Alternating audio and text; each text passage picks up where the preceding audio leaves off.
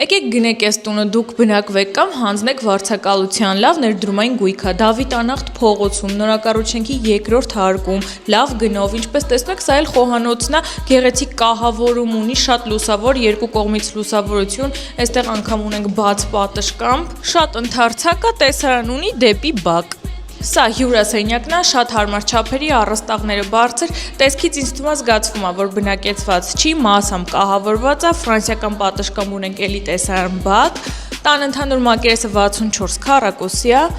սա նախասրահի հատվածն է, այստեղ ունենք մեծ ներկառուցված պահարան, մուտքի դուռը,